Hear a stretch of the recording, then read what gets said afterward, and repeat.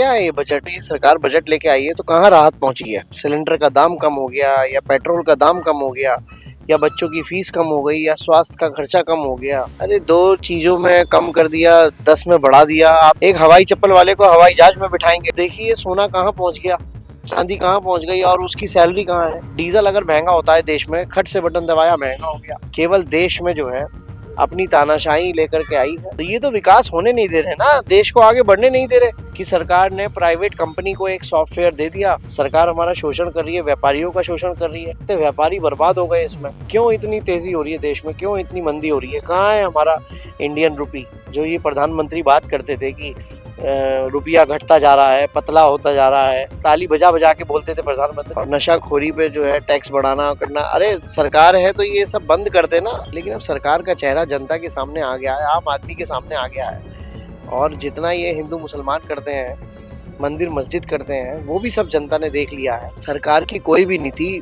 देश हित में नहीं होती है। तो ये सरकार माहौल खराब करने के लिए ऐसे कानून लाती है, और देश में अराजकता फैलाने का सरकार का जो है कहीं ना कहीं महत्वाकांक्षा दिखती है। नमस्कार, मैं काजल तिवारी आपके साथ। आप देख रहे हैं भारत की बात। जैसा कि आपको पता होगा कि केंद्र का बजट संसद में अब पेश हो चुका है।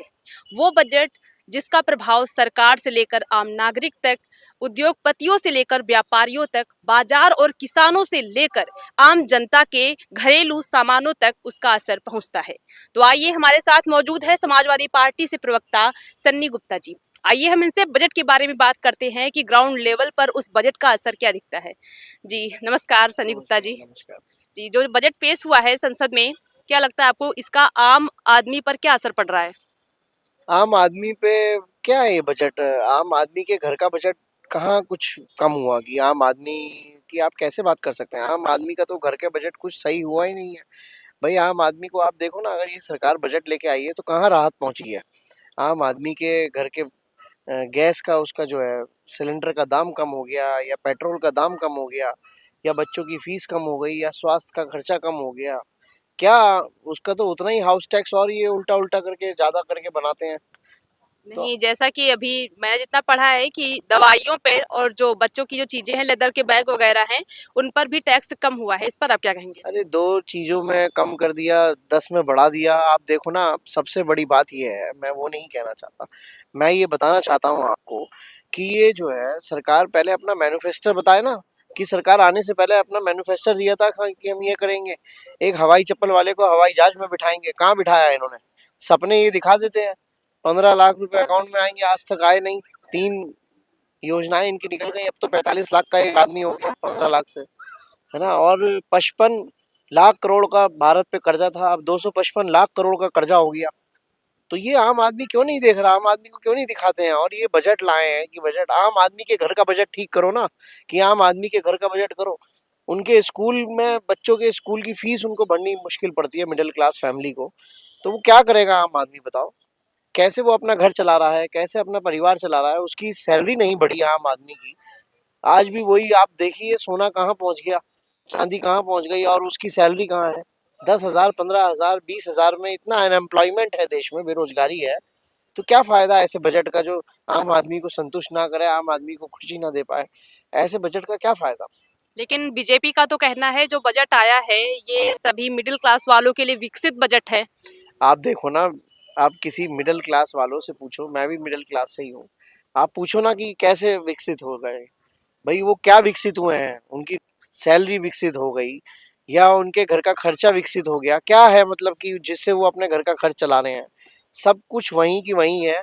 जनता की जेब काटी जा रही है, और जनता की जेब काटने के साथ साथ इस सरकार ने अपना कोई मैन्युफेस्टो, जिसमें ये अपना मैन्युफेस्टो के लिए आए थे कि हम जो है ये मैन्युफेस्टो ला रहे हैं, हमारी सरकार बनवाओ, वो सब मैन्युफेस्टो इन्होंने खत्म कर दिया। और बजट भी जो है ये अपने जो कुछ चंद परिवार हैं उनको फायदा पहुंचाने के लिए, बड़े उद्योगपतियों के लिए ये बजट है। 1/20 का ये बजट आया है, 5% लोगों को खुश करने के लिए। इसमें आम जनता कहीं नहीं है। आप देखो ना कि डीजल अगर महंगा होता है देश में, खट से बटन दबाया महंगा हो गया। अगर कोई पेट्रोल या वो गैस महंगी होती है, तो वो भी खट से बटन दबाया आपको घरेलू सिलेंडर महंगा लेना पड़ता है। तो जो बजट इन्होंने दिया है, वो बजट अगर ये कल पेश किया है, तो खट से लोगों को राहत मिलनी चाहिए ना। लेकिन कोई ऐसी राहत ही नहीं है कोई बजट पे। ये निराशजनक बजट है। और ये सरकार जो है केवल देश में जो है अपनी तानाशाही लेकर के आई है कि जो हम लेके आए हैं जो हम कर रहे हैं वो सब सही है, लेकिन ये बजट जो है जनता को राहत नहीं पहुंचा रहा, एक गरीब आदमी को नहीं राहत पहुंचा रहा। जैसा कि आपने भी मैन्युफैक्चरिंग की बात की है, तो जितना कि हम लोगों ने भी देखा, तो जो सीमेंट वगैरह है और कंस्ट्रक्शन का जितना भी काम है, उस पे जो जीएसटी है थोड़ा कम किया गया है। इस पर आप मतलब आपने भी कहा कि अब बहुत महंगाई भी हो रही है और हर चीज, तो अपना आम आदमी अपना घर कैसे बनाए।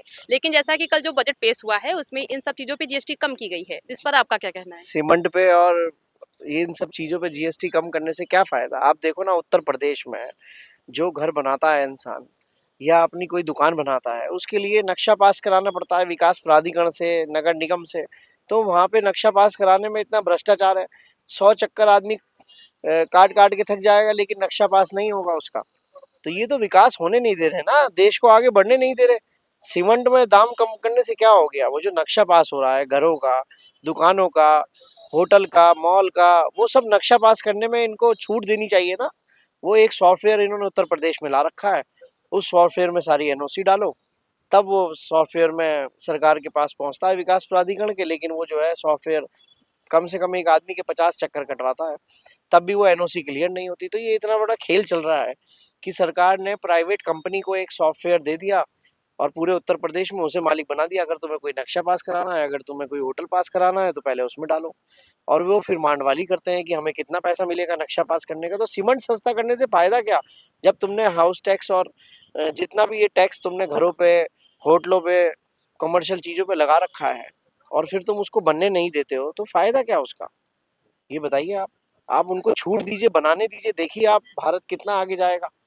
2 साल में जो पिछले 50 सालों में कंस्ट्रक्शन नहीं हुआ वो 2 सालों में आगे हो जाएगा।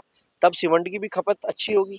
आप देखो ना, मैंने अभी 10 दिन पहले सोशल मीडिया पे देखा था कि चीन ने एक ब्रिज बनाया है जिसमें एक पिछले 2 वर्षों का जितना सीमेंट इस्तेमाल होता वो उन्होंने जो है 6 महीने में कर दिया। तो देखो ना वो कितना आगे जा रहे हैं। हमें उनसे सीखना है, उनसे हमें आगे जाना है। और ये यहाँ पे जो है हमें सरकार हमारा शोषण कर रही है, व्यापारियों का शोषण कर रही है। देखो ना शेयर मार्केट पूरी ऊपर नीचे कितनी तेजी हो गई, कितना डाउन हो गया, कितने व्यापारी बर्बाद हो गए इसमें। तो कहाँ सरकार देख रही है? व्यापारियों को देखना चाहिए ना कि कितने लोग नुकसान में पहुंच गए, करोड़ों रुपए के ऊपर नीचे तेजी मंदी के चक्कर में। क्यों इतनी तेजी हो रही है देश में, क्यों इतनी मंदी हो रही है? कहाँ है हमारा इंडियन रुपी और कहाँ है डॉलर? जो ये प्रधानमंत्री बात करते थे कि रुपया घटता जा रहा है, पतला होता जा रहा है और डॉलर बढ़ता जा रहा है, ताली बजा बजा के बोलते थे प्रधानमंत्री, आज वो कहाँ है रुपया और डॉलर? सब कुछ खत्म कर दिया इन्होंने। आप देखो ना कि कहाँ पहुंच गया डॉलर और कहाँ है रुपया। 55 लाख 5500 करोड़ रुपए का जो है पहले भारत पे कर्जा था और अब 255 लाख करोड़ का कर्जा है। तो इसको डिफरेंस को देखिए आप। जी। हमारा अगला प्रश्न आपसे ये है कि जैसा कि बजट में लिखा गया है कि health and national security cess जो है, तो जो धूम्रपान की चीजें हैं उस पे ज्यादा जीएसटी इसीलिए बढ़ाया गया है। तो आपको क्या लगता है जो जीएसटी जो बढ़ाया गया है, जैसे सिगरेट पे बढ़ाया गया है, पान मसाला पे बढ़ाया गया है, इसे जो आम आदमी है जिसको इसकी आदत लगी है, वो ये मतलब खाना बंद करेगा ज्यादा पैसे के कारण, या इस लत के कारण उसकी जेब और ढीली हो जाएगी? और जैसा सरकार का कहना है कि इससे वो मतलब अवेयरनेस कर रहे हैं, या इससे लोग जो हैं थोड़ा उनमें सुधार आएगा, हेल्थ को ध्यान में रख रहे हैं, या सरकार अपना राजस्व बढ़ाने के लिए ऐसा फैसला कर रही है? देखिए सरकार जो है, जो नशाखोर लोग हैं उनकी दुखती रग पे जो है हाथ रख रही है और नशाखोरी पे जो है टैक्स बढ़ाना करना। अरे सरकार है तो ये सब बंद कर दे ना, बैन ही कर दे तंबाकू बीड़ी सिगरेट। क्यों कैंसर होगा, क्यों किसी के घर परिवार खराब होगा कि नशे की वजह से किसी का घर परिवार खराब हो रहा है? पूरा इसको बैन ही कर दे सरकार, पूर्ण बहुमत है उनके पास, बंद कर दे अपना, जैसे भी बंद करना है। क्यों ये तंबाकू बीड़ी सिगरेट लोग जो है इससे परेशान हो रहे हैं? तो ये तो सरकार की गलत है ना, नीति गलत है कि अगर तुमने तंबाकू पे कम कर दिया या तुमने जो है बीड़ी सिगरेट पे कम कर दिया तो उससे कुछ फायदा हो गया। वो सब 2% लोग हैं देश के जो नशा करते हैं, लेकिन ये कोई बात नहीं है। ये सब सरकार को दिमाग ध्यान जनता का भटकाना है। चुनावी साल है, कई प्रदेशों में चुनाव है, तो अब सरकार को ऐसा करना है कि सरकार ये सोचती है कि सभी प्रदेशों में हमारी सरकार बने। लेकिन अब सरकार का चेहरा जनता के सामने आ गया है, आम आदमी के सामने आ गया है। और जितना ये हिंदू मुसलमान करते हैं मंदिर मस्जिद करते हैं, वो भी सब जनता ने देख लिया है। इनका बजट भी जनता ने देख लिया है, इनका मैन्युफेस्टो भी जनता ने देख लिया है। अब जनता जो है चुनाव का इंतजार कर रही है और इन्हें जवाब देगी। मतलब आपका मानना ये है कि जो ये पान मसाला पे जीएसटी बढ़ाया गया है, सरकार अपने रेवेन्यू को बढ़ाने के लिए कर रही है। बिल्कुल, रेवेन्यू को बढ़ाने के लिए अगर देश के हित में करती तो बंद ही कर देना तंबाकू। क्या जरूरत है तंबाकू लागू करने की? कोई ऐसी चीज थोड़ी है देश में कि बंद नहीं हो सकती, बंद ही कर दे। अरे एक खराब किसी से नहीं होगी आय, सरकार को किसी तंबाकू से, बीड़ी से, सिगरेट से नहीं होगी आय, बंद कर दे, इसे बैन कर दे पूरे देश में। क्यों इन्होंने बढ़ा दिया इसको? अभी जैसा कि आपने हमारे अब एक और मुद्दा आ गया हमारे दिमाग में, जैसा कि आपने भी बात किया कि जो बीजेपी है वो हिंदू मुस्लिम करके करके करी, तो अभी कुछ दिन पहले जो भी सुप्रीम कोर्ट ने यूजीसी पर फिलहाल के निर्देश लगाया है, लेकिन जब फैसला आया तो बहुत विश्वविद्यालय डीयू हो गया, एलयू हो गया, सबके विरोध प्रदर्शन हुए। तो आपको क्या लगता है जो ये फैसला पास हुआ यूजीसी का, अचानक से मतलब यूजीसी बिल आया और सवर्णों के विरोध में हो गया, आपको क्या लगता है आप इस पर क्या कहेंगे? सरकार की कोई भी नीति देश हित में नहीं होती है। ये हमेशा ये चाहते हैं कि देश में अराजकता का माहौल फैले और हम कोई भी ऐसा काम करें जिससे कि माहौल खराब हो। और ये तभी सरकार जो है इस तरह के कानून बनाती है, वापस लेती है, करती है। सुप्रीम कोर्ट, जब सुप्रीम कोर्ट को ही सारा निर्णय लेना है तो फिर कानून भी जो है जो पास हो वो सुप्रीम कोर्ट से पहले प्रमाणित करे जाएं, फिर पास हो, देश में लागू हो। तो ये सरकार माहौल खराब करने के लिए ऐसे कानून लाती है और देश में अराजकता फैलाने का सरकार का जो है कहीं ना कहीं महत्वाकांक्षा दिखती है। तो आप यूजीसी के पक्ष में थे या मतलब उसके विपक्ष में मैं थे? देखिए सुनिए, मैं कोई भी खराब काम होगा या गलत काम होगा जिससे अराजकता फैलेगी, मैं उसके पक्ष में नहीं हूँ। ये जो है अराजकता फैलाने वाला था तो वो गलत है और सरकार की सोच गलत है, सरकार की नीति गलत है और कुल मायने में आप कहिए तो सरकार ही गलत है। अब सरकार देश की जनता को भी जो है विपक्ष को सामने लाना है। 5 साल की तो बात है, 5 साल दूसरी सरकार बनवाओ, इस सरकार का भी अहंकार टूटेगा, यही सरकार जनता के हितों में काम करेगी। तो हमें ऐसा सोचना है कि भाई जो भी अब सरकार आए आगे बनने वाली तो वो जनता के हितों के लिए काम करे, जनता के लिए काम करे तो वो अच्छा रहेगा। फिर 5 साल में अगर वो सरकार नहीं अच्छा काम करेगी दूसरी पार्टी, तो आप फिर दोबारा बीजेपी को ले आना। लेकिन और सरकारों को और पार्टियों को भी मौका दें। और जनता से मैं यही कहना चाहूंगा कि इस बार जो है उत्तर प्रदेश में आप समाजवादी पार्टी को मौका दीजिए और समाजवादी पार्टी की सरकार बनवाइए। फिर आप देखिए कि उत्तर प्रदेश में कितना विकास होगा, कितना अपराधियों पे नियंत्रण होगा और ये सब जब जनता कितनी खुशहाल होगी और जब ये सब जनता देखेगी तो दोबारा 2032 में अखिलेश जी को ही चुनेगी, क्योंकि उत्तर प्रदेश की जनता अब अखिलेश जी को पसंद करने लगी है। वर्तमान सरकार के जो मुख्यमंत्री हैं योगी आदित्यनाथ, उनका तो कहना है कि जब सपा की सरकार थी तो माफियाओं का राज था और जब से हम आए हैं तो माफियाओं का अंत हुआ है और अराजकता खत्म हुई है। जैसा कि अभी आपने बोला तो हमारे मन में प्रश्न आ गया, तो आप इस पर क्या कहेंगे? देखिए लखीमपुर में भाजपा के एक मंत्री के लड़के ने 7 किसानों के ऊपर गाड़ी चढ़ा दी, वो थार, है ना।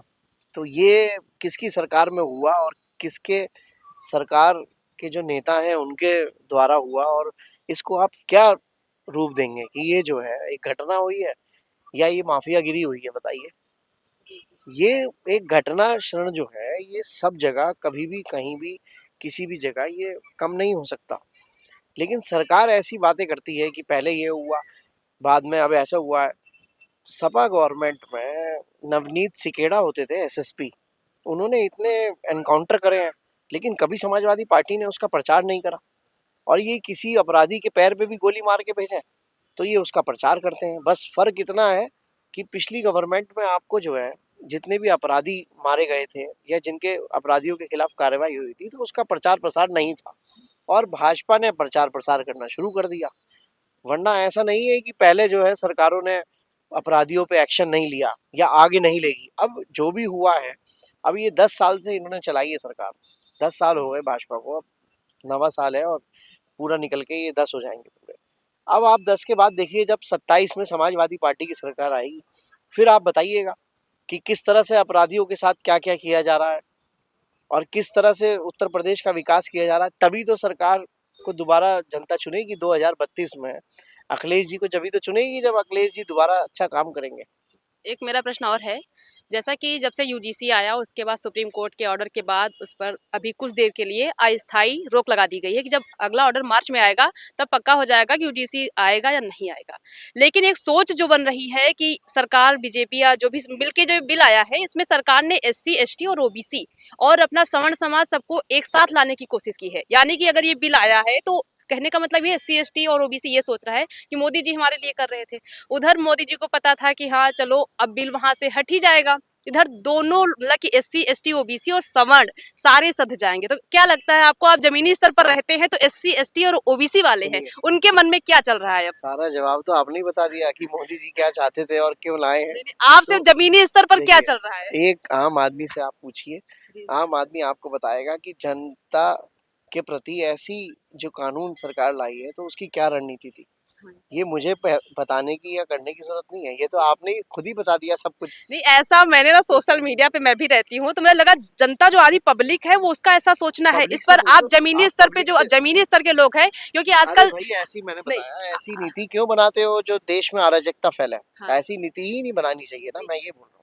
आजकल दो टाइप की पब्लिक है, जैसे आप लोग हैं जमीनी स्तर की बात शायद हम लोगों तक पहुंच ही ना पा रही हो। हम लोग सोशल मीडिया पे जो चल रहा है उससे आज जमीन पे क्या असर है? ये है कि सब इस बार जो है उत्तर प्रदेश की जनता अखिलेश जी को पसंद कर रही है और 2027 में समाजवादी पार्टी की सरकार बनने जा रही है उत्तर प्रदेश में।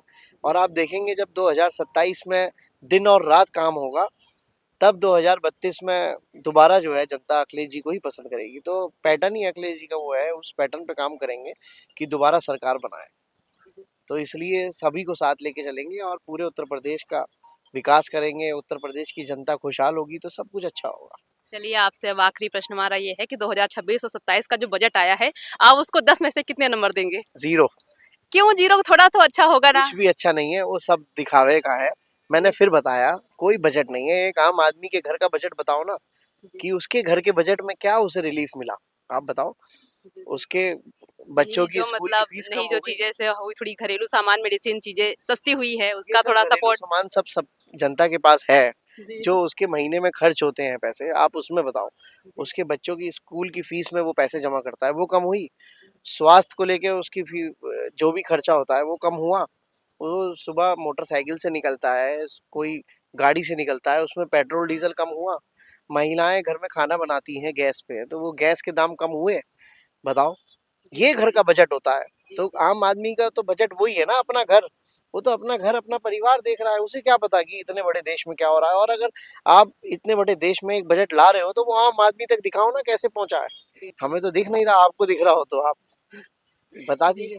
जैसा कि आपने सुना भी सनी गुप्ता जी को, जो कि समाजवादी पार्टी से प्रवक्ता हैं। हमारा काम है आप तक अपना पक्ष रखना, सत्ता की भी पूछना, विपक्ष की भी पूछना, ताकि आपको हर जगह की आप आवाज आप तक पहुंचती रही, ताकि आप अपना आने वाला डिसीजन अच्छे से ले। मैं काजल तिवारी, कैमरामैन दीपक के साथ, भारत की बात। ना डर, ना दबाव, ना सौदा। जहाँ खबर होती है सच की, जहाँ सवाल होते हैं सत्ता से, जहाँ आवाज बनती है आम आदमी की। हम दिखाते हैं वो जो दिखाया नहीं जाता, हम पूछते हैं वो जो पूछा नहीं जाता। ये सिर्फ खबरें नहीं हैं, ये है सच की दस्तक। छोटी खबर हो या बड़ी साजिश, हर खबर पर पैनी नजर। जहाँ सवाल दबाए जाते हैं वही आवाज हम उठाते हैं, क्योंकि सच बोलना हमारी पहचान है। आप देखते रहिए भारत की बात, आपकी खबर, आपकी आवाज।